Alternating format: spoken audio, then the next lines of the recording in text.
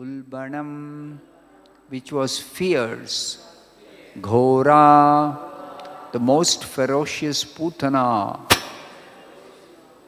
Ankam, on her lap, Adaya, placing, Shishoho, in the mouth of the child, Dadau, pushed, Atha, thereupon, Gadham, very hard, Karabhyam, with both hands, Bhagavan, the Supreme Personality of Godhead, Prapidya, giving her great pain, Tat Pranai, her life, Samam, along with Rosha Samanvitaha, being very angry at her, Apibat, sucked the breast. Translation and purport by His Divine Grace A.C. Bhaktivedanta Swami Prabhupada. Translation. On that very spot, the fiercely dangerous Rakshasi took Krishna on her lap and pushed her breast into his mouth. The nipple of her breast was smeared with a dangerous, immediately effective poison. But the Supreme Personality of God, Krishna, becoming very angry at her, took hold of her breast, squeezed it very hard with both hands, and sucked out both the poison and her life. Please repeat this translation after me. On that very spot, the fiercely dangerous Rakshasi took Krishna on her lap and pushed her breast into his mouth. The nipple of her breast was smeared with a dangerous, immediately effective poison. But the Supreme Personality of Godhead, Krishna, becoming very angry at her, took hold of her breast, squeezed it very hard with both hands, and sucked out both the poison and her life. Here life means life air, prana. Purport by Srila Prabhupada. Lord Krishna was not angry at Putana for his own sake. Rather, he was angry because the Rakshasi had killed so many small children in Vrajabhumi. Therefore, he decided that she should be punished by having to forfeit her life. Forfeit means to lose as a penalty, as a punishment for some wrongdoing. Thus ends the Bhaktivedanta purport. Om Jnanatimmirandhasya Jnananjanashalakaya Chakshurunmilitam Yena Tasmai Shri Gurave Namaha. Nama Om Vishnupadaya Krishna Preshtaya Bhutale Srimate Bhaktivedanta Swamin Niti Namine. Namaste Saraswate Deve Gauravani Pracharine Nirvishesha Shunyavadi Paschatya Deshatarine Jaya Shri Krishna Chaitanya Prabhu Nityananda Shri Advaita Gadadhara Shri Vasadi Gaura Bhakta Vrinda Hare Krishna Krishna Krishna Hare Hare Hare Rama Rama Rama Hare Hare. So Shukadeva Goswami is narrating Krishna's pastimes. Krishna is just a newly born infant.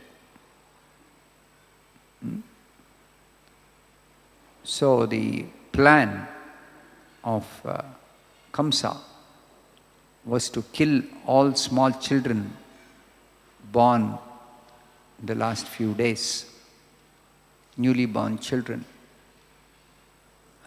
And the arrangement was that there was this dangerous Rakshasi, Putana, who had mystic power.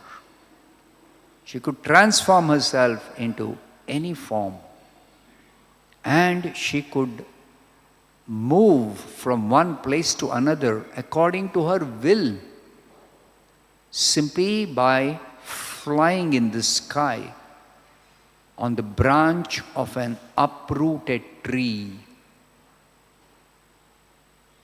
So such people are called Kechari. K means the sky. Chari means one who travels. So she could travel in the sky, she could become invisible, she could fly on the branch of an uprooted tree from one place to another. So Prabhupada says, this mystic power is the ability to fly without the help of a machine. Not that she has got some wings, like a bird can fly without the help of a machine. No, she doesn't have wings to fly. She uses a mystic power. So these mystic powers are listed by Lord Krishna when he explains to Uddhava. The byproduct of practicing Ashtanga Yoga is that the yogi develops some mystic powers. And these mystic powers are meant for conquering material conditions to make the situation favorable for practicing spiritual life in order to transcend the influence of the three gunas. Just like yogis sit in the Himalayas for meditation. Himalayas, Hima-alaya, filled with snow, snow-capped mountains. So it's very cold, even in summer it's cold. But winter, it's extremely cold. Winter, it's extremely cold. So even in winter, these yogis can generate heat within their body by what is called as pranayama. There are 72 types of pranayama. Modern day yoga teachers teach some few types of pranayama. But actually there are so many types of pranayama. So they can generate heat within the body when it's cold externally, and they can stay in a very cold place. Like the yogis in Himalayas, those who are seriously practicing Ashtanga Yoga, they develop this mystic power. They can travel from one place to another. Just like Prabhupada says, in Kumbh Mela, some yogis come from Himalayas where they are practicing meditation. They come to take a dip at an auspicious time in the holy confluence of the three holy rivers, Ganga, Yamuna and Saraswati, at the auspicious time, so that they get the blessing to be able to practice Ashtanga Yoga for a long period of time. So they are able to actually purify their heart by taking bath at an auspicious time in the confluence of the three rivers. It's called Triveni Sangama. Three rivers join there. Prayag,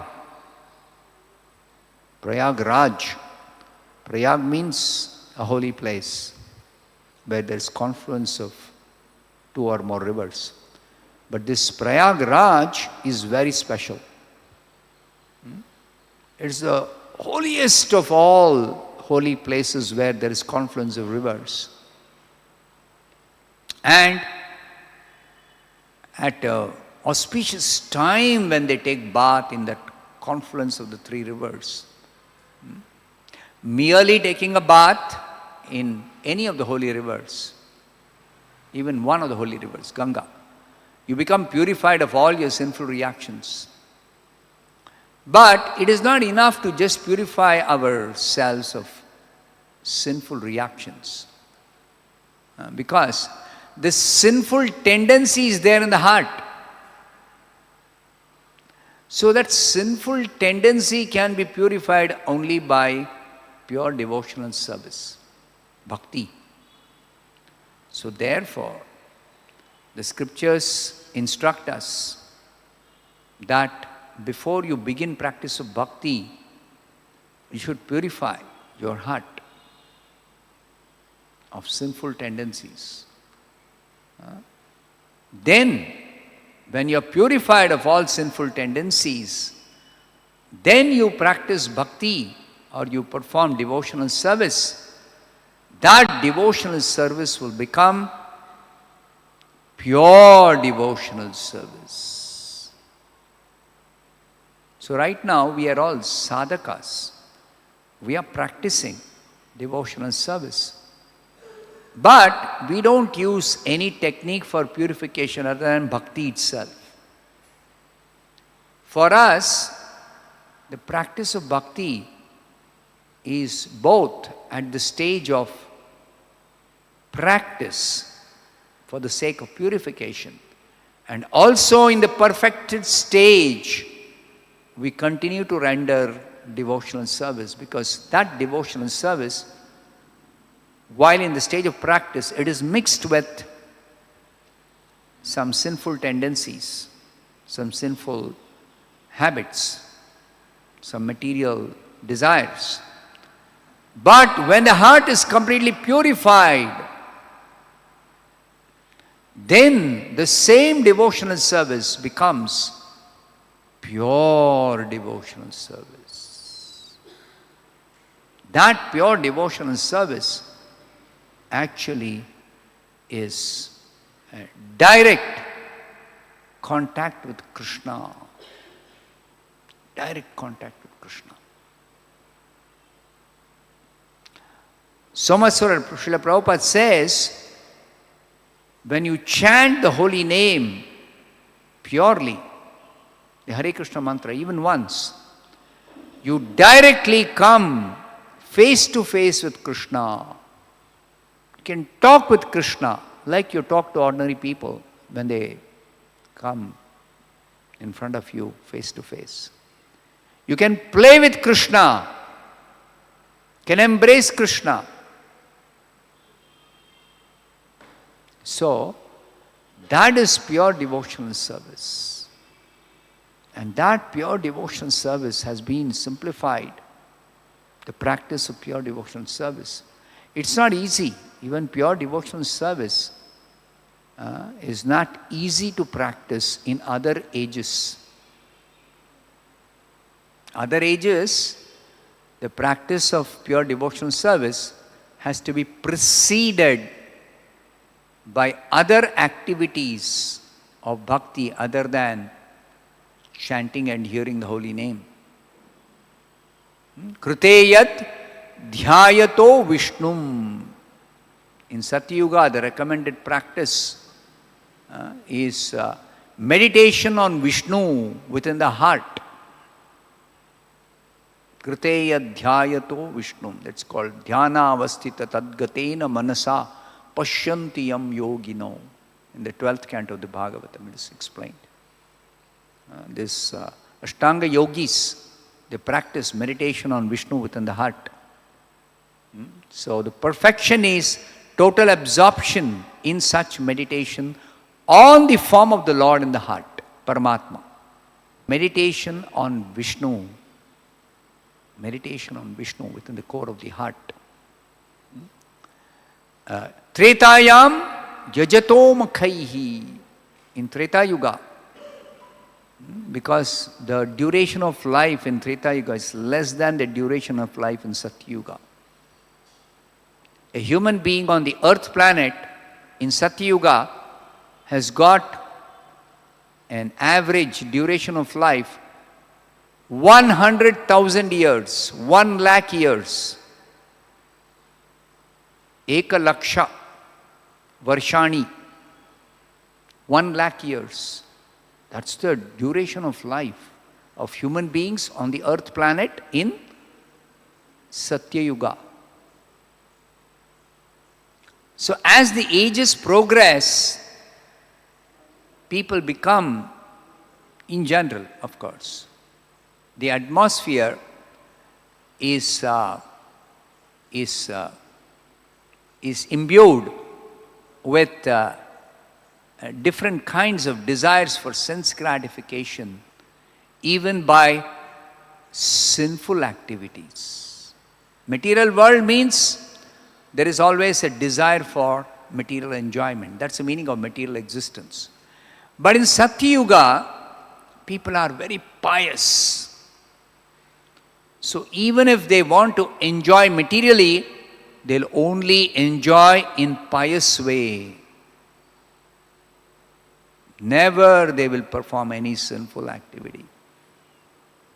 But as time progresses, the ages deteriorate in quality. So in Treta Yuga, sinful activities are introduced at the beginning of Treta Yuga into the life of human beings on the earth planet. Then, with this sinful activities being introduced, people not only try to 25% of their activities becomes sinful activities for enjoyment. Why? Because pious way of enjoying is one way of enjoying, or few ways of enjoying. Sinful ways of enjoying are different. The kind of enjoyment is different. Sinful ways of enjoying. Just like, give a very simple example. You can relish drinking grape juice, grapefruit juice, when it is fresh juice. It's one kind of enjoyment. It's called sattvic enjoyment. The same grape juice, when it is kept for some time, not some time, some days, it becomes fermented. And there are people, sattvic people never will touch that. It starts smelling very bad when it is ferments. And then the taste also becomes a little sour, a tinge of sourness comes in it. And it is intoxicating. It's called wine, grape wine, W-I-N-E. So this grape wine is also enjoyable, but that is the enjoyment in the mode of ignorance. It's enjoyment in the mode of ignorance. So Krishna explains happiness of 3 kinds, apart from transcendental pleasure. Sukham atyantikam yattad buddhigrahyam atindriyam. Spiritual pleasure can only be relished with transcendental senses. With material senses, we can only enjoy either sattvic happiness or rajasic happiness or tamasic happiness. So those 3 types of happiness also Krishna explains in the 18th chapter. 3 kinds of material pleasures. Sattvic, Rajasic and Tamasic. So, relishing grape juice, fresh grape juice, which is offered to Krishna, is relishing spiritual happiness. Prasadam pleasure. Prasadam pleasure.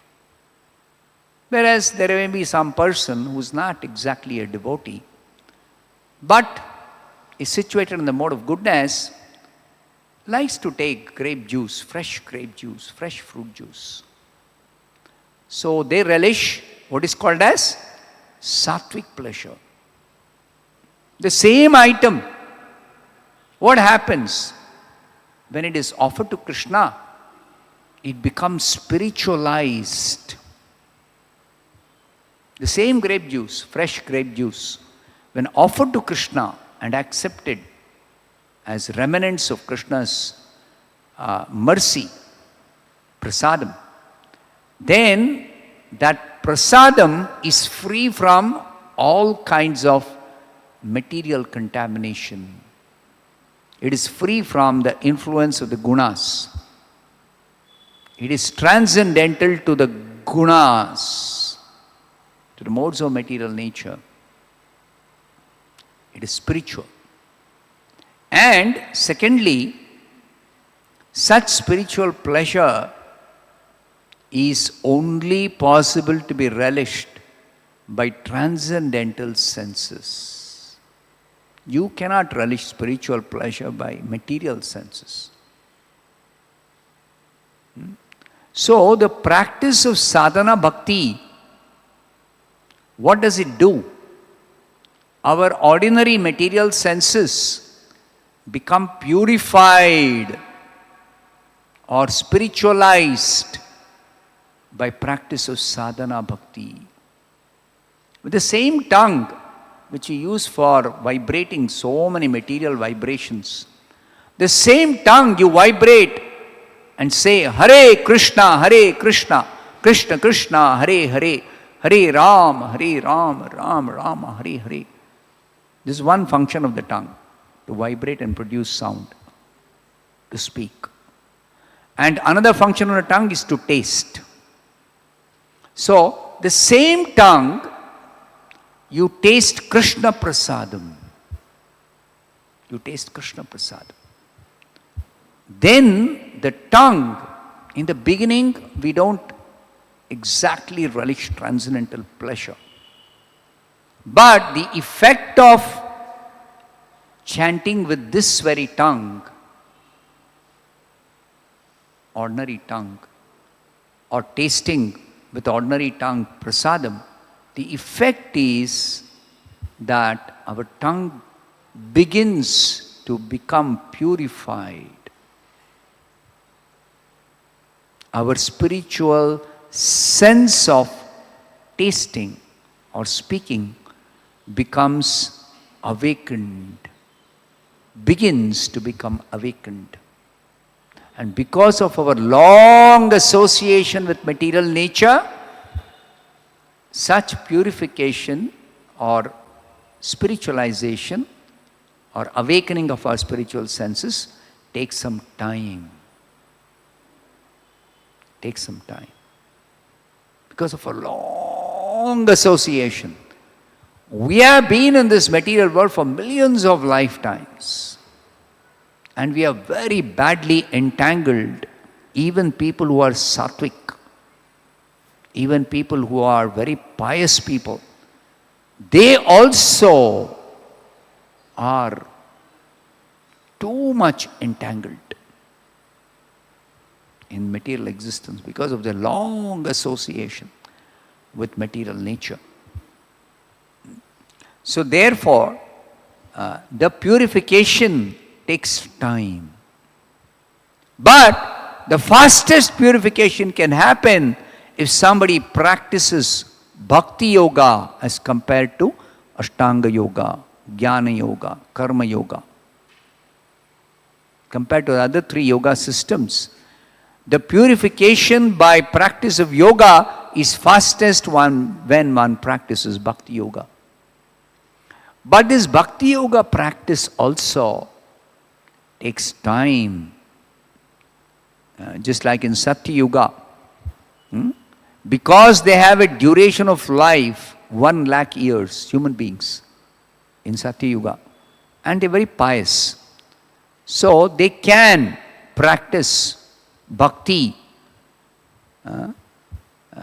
in the form of meditation on Vishnu within the core of the heart. Meditation on the form of Vishnu, the transcendental form of Vishnu within the core of the heart. It's called dhyana avastita tadgatena manasa pashyanti yam yogino. So, that is the recommended process of bhakti in Satya Yuga. In Treta Yuga, performing fire sacrifice for pleasing Vishnu. Fire sacrifice. Tretayam yajato makhaihi. Makhaihi means fire sacrifice. Then, but the duration of life is only, average duration of life is about 10,000 years for a human being on the earth planet in Treta Yuga. In Dwapar Yuga, the duration of life comes down even more, only 1,000 years. And therefore, the process of bhakti that is recommended in Treta Yuga, in Treta Yuga it is fire sacrifice for pleasing Vishnu. But in Dwapar Yuga, it is Dwapare Paricharyayam. It is worship of the deity in the temple. Temple worship of deity of Vishnu or Krishna. Temple worship. So therefore you see in India, during Dwapar Yuga, so many temples were built. All over the country you see. Vrindavan alone today, Prabhupada says, of course not all temples are in good shape, but there are 5,000 temples dedicated for worship of Krishna. And apart from this, there are thousands or tens of thousands or lakhs of temples of Shiva, Durga, Ganesha, Kartikeya. So many temples are there in Vrindavan. This is Dwapar Yuga. But in Kali Yuga, because the duration of life is very short, Prayena Alpasha Sabhya. Bhagavatam, this is described. Maximum of 100 years. Maximum of 100 years in Kali Yuga. And we are now in Kali Yuga. And therefore, Kalau tad hari kirtanat. It is not possible to attain perfection of bhakti by meditation on Vishnu within the core of the heart, or by performing fire sacrifice for pleasing Vishnu, or by worshipping Vishnu in the temple. It's not possible to perfect oneself in bhakti by any of these three methods of practice of bhakti in Kali Yuga. Therefore, Bhagavatam says, Kalau tad hari kirtanat. Simply by kirtana, hari kirtana. And by chanting and hearing the holy name of the Supreme Lord, or even glories of the Supreme Lord. By chanting and hearing the glories of the Supreme Lord, like it is described in the Bhagavatam. So, this is the process recommended in Kali Yuga. And it's the easiest among the four types of recommendations. Easiest. And it is more effective than the other processes. More effective in the sense, the purification is faster. More effective means purification is faster. And that is required also because our duration of life is the shortest in Kali Yuga as compared to the 4 yugas, duration of life of human beings on the earth planet. Maximum 100 years. And as Kali Yuga progresses, even that 100 years keeps on reducing. How many people do you have now who live up to 100 years? They say Japan, there is one village where many people live 100 years and more. Centenarians, they call them centenarians. But we know most places people don't live 100 years. They may die after 80 years or 90 years or 70 years. So Kali Yuga, as it progresses, the duration of life becomes even less than 100 years. And towards the end of Kali Yuga, it is described, a 20-year-old man will be considered a grand old man. How much? 20 years. Maximum duration towards the end of Kali Yuga. So therefore, the most recommended process is Hari Kirtana, chanting and hearing the holy name of the Supreme Lord, particularly the name. Name also, you can chant and hear the glories of the Supreme Lord in terms of his description of his pastimes, or description of his forms, or description of his qualities. Anything you chant and hear, it is effective in Kali Yuga. But in Kali Yuga, people's intelligence is becoming reduced. Their memory power is becoming reduced. Not only duration of life. Bhagavatam, the list is given, the 12th canto. What all reduces in Kali Yuga? First of all, the duration of life. Secondly, the memory power. Thirdly, the intelligence. Like that, all the good habits are lost. Not all the good habits. Good habits, we start losing good habits as Kali Yuga progresses. People become more and more sinful. So that's why, to purify people of sinful reactions, the most powerful method is chanting and hearing the Hare Krishna mantra. Chanting and hearing the Hare Krishna mantra. And this chanting and hearing, in the beginning, we do with our ordinary tongue. We don't relish the spiritual taste.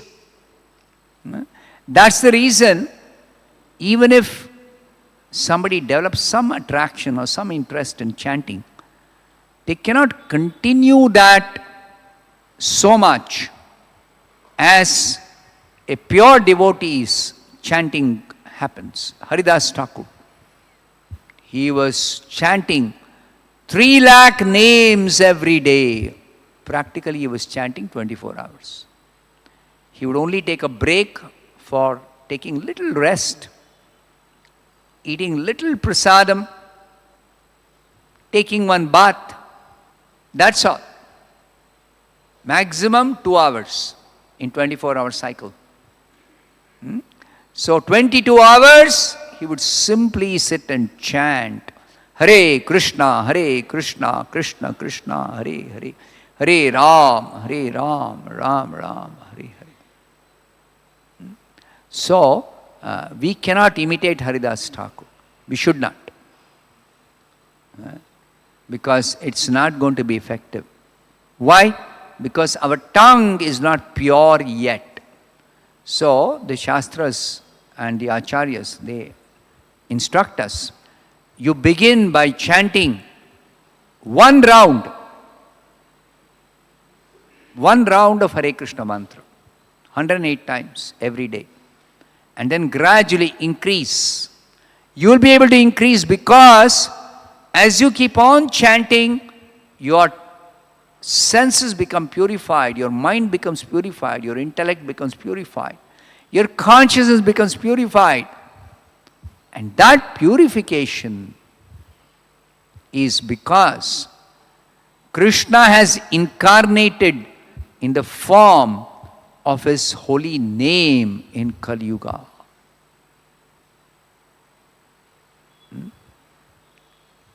Kali Kale Krishna Nama Rupa Avatare. Krishna has incarnated as in the form of his holy name, sound incarnation, Nama Avatara. Shabda Avatara, Dhvani Avatara. The sound itself is Krishna, the personality of Godhead, the supreme personality of Godhead, Krishna. The sound, Hare Krishna. Even the sound of his name, Krishna, any name, is Krishna himself, fully present with all his spiritual potencies. With all his spiritual potencies. Of course, Krishna incarnates in any form.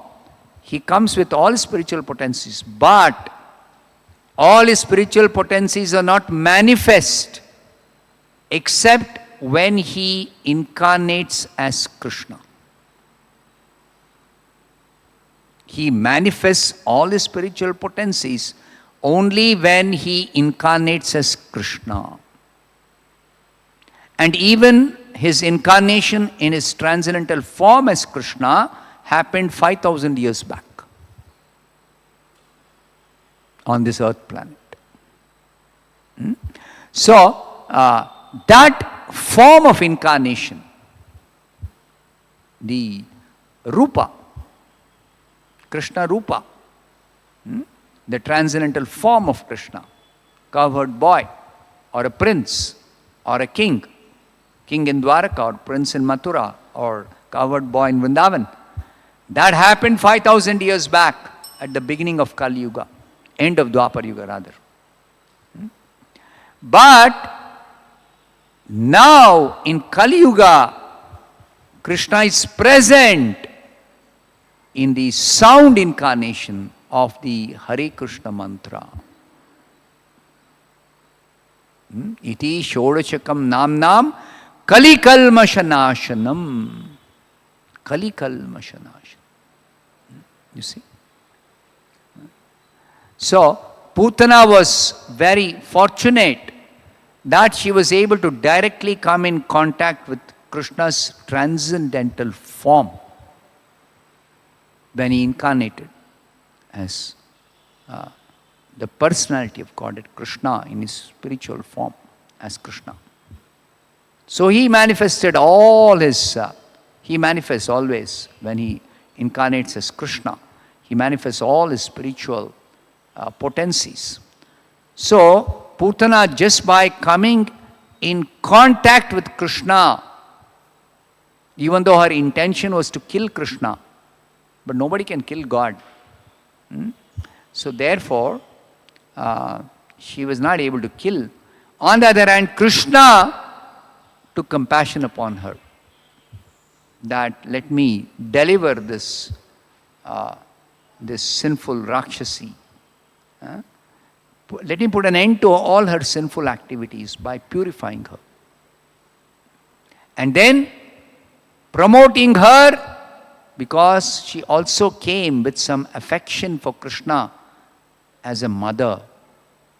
So Krishna considered her trace of a devotional quality.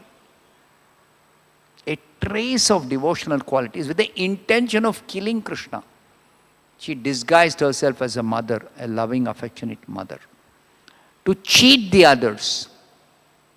To cheat the others. Nobody could make out. She's actually a dangerous, deadly, fierce Rakshasi. Nobody could make out. She disguised herself like, looking like the goddess of fortune, Lakshmi Devi. And she came to breastfeed her own milk. But that was mixed with poison. That was mixed with poison. Stana Kalakuta. Dangerous, deadly poison. Most dangerous and deadly poison. So she wanted to kill. And she had already killed so many children. So Prabhupada says in the purport, Krishna was angry at Putana not because she came to kill him, because she had already killed so many innocent small children in Vrindavan. So therefore, Krishna became angry at her. But then Krishna's anger is absolute. His anger is also expression of his mercy. Just like Krishna sometimes becomes angry at Mother Yashoda. That is called anger in love. What's it called? Anger in love. That's the nature of spiritual anger. Similarly, Krishna became angry at Putana. That is anger out of compassion. Anger out of compassion. Merciful anger. And therefore, he purified her by taking away her life air. Taking away her life air. Sucked out the poison. And why did he suck the poison? He doesn't have to suck poison. To purify her. And then why did he suck her life air? Sucked her life air to terminate her sinful life. And then she was promoted. Generally, if somebody is purified, then they may at the most be promoted to the spiritual sky. At the most, if they desire spiritual liberation. Otherwise, they are promoted to the higher planets. Up to Brahmaloka. Anywhere they can be promoted depending on their desires for different types of sattvic enjoyment. But those who want spiritual liberation, if they are non-devotees, they are promoted to the spiritual sky. And in the spiritual sky, there is no permanent residence. Why? Because spiritual sky is a pathway to the spiritual planets. It's a pathway to the spiritual planets. Just like we fly, let's say from Bangalore to Delhi. So our aircraft will take off from the land in Bangalore airport, that airstrip. But it will fly in the sky, that's just a pathway to Delhi. We cannot land in the sky above Delhi. We can't do that. So the plane has to land in the airport in Delhi. And then we get off from the plane. So just like the sky is a pathway, similarly spiritual sky also is a pathway to reach the spiritual planets, one of the spiritual planets, Vaikuntha Loka. So Putana was not promoted to the higher planets, even though she became purified. She was not promoted to the spiritual sky because she became completely purified still. And she is not a devotee. So she is not eligible to enter into the spiritual planets. She is not a devotee. She is a non-devotee. But because she exhibited a trace of one devotional quality, what is that? Affectionate, motherly approach to kill Krishna. Therefore, Krishna, because Krishna's purpose of appearance is only to deliver the conditioned souls. Only one thing Krishna has got. One purpose. Main purpose is to deliver the conditioned souls. But when he comes as Krishna,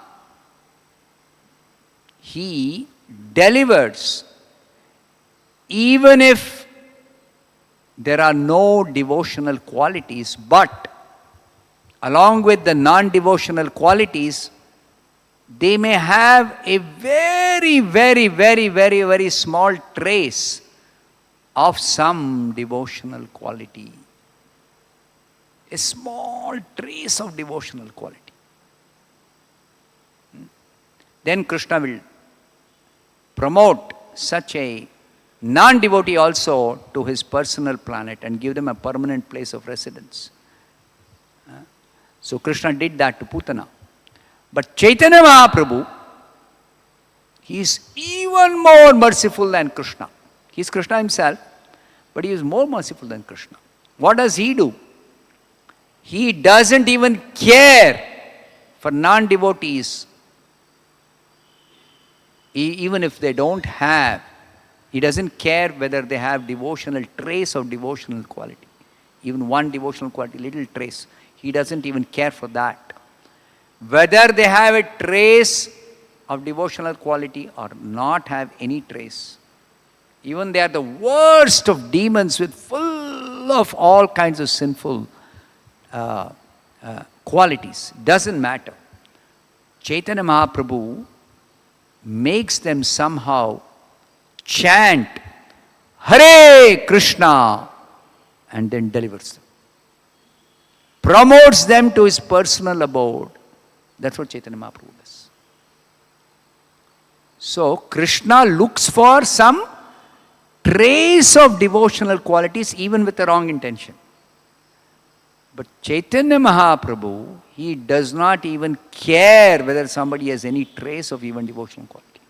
Even if they don't have, somehow if they chant or hear or remember Krishna's holy name, then he delivers them, he promotes them to his personal abode, Goloka Vrindavan. That is Chaitanya Mahaprabhu's personality. And stop here. Prantara Srimad Bhagavatam ki jai, Srila Prabhupada ki jai.